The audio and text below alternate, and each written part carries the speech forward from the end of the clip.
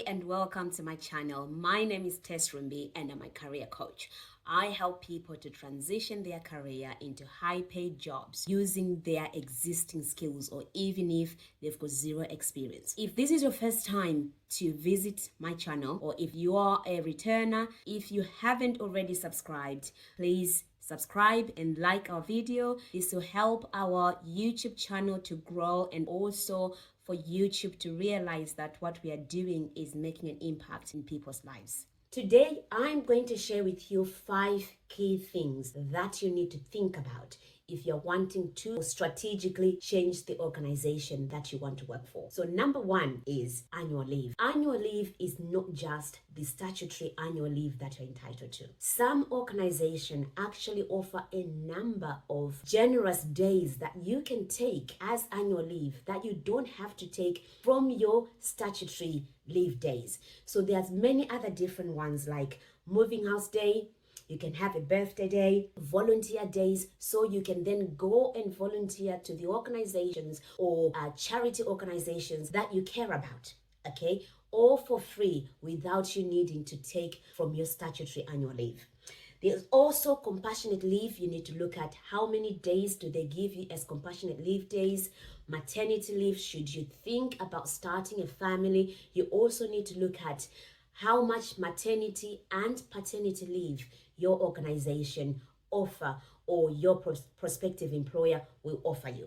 Okay, for sick leave, you also need to think about how many months will they pay you on full pay before you go on to statutory pay. Okay, so have a think about that before you start moving your organization or when you're looking at prospective employer. Again, pension contribution. This is very important because you'll need to make sure that your employer is contributing as much as possible to your pension contribution. So some employers only pay as little as 4%, 5%, and some employers pay as much as 10% matching with what you are contributing. And then number 3, you need to look at the private healthcare schemes the organization offer. Some organizations offer a family package where your whole family can benefit from having private healthcare without you having to pay anything towards it.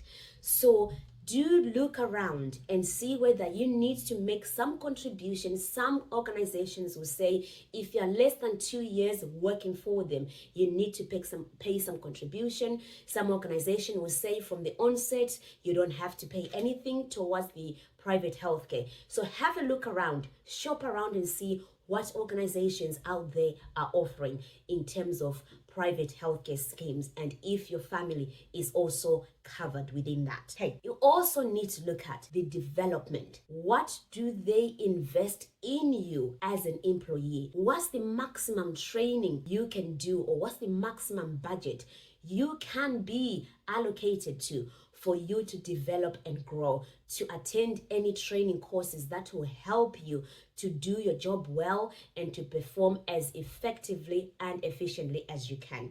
Not every organization will pay for you to go and do classroom training. So some of them are big on e-learning. So have a think about that. Have a look and see how far or how fast you want to accelerate your career and how your employer is going to help contribute towards your development. Okay. And then finally, you need to think of what is going to be your take home. So say, for example, if you are taking a 10K increase in your earning potential or in your earnings per year, you need to be able to calculate and see what is going to be your rough take home, so that you are not disadvantaging yourself. There are certain tax brackets that if you hit a certain threshold, your tax bracket will go up. So you need to be looking at that before you actually start thinking about it's a 10K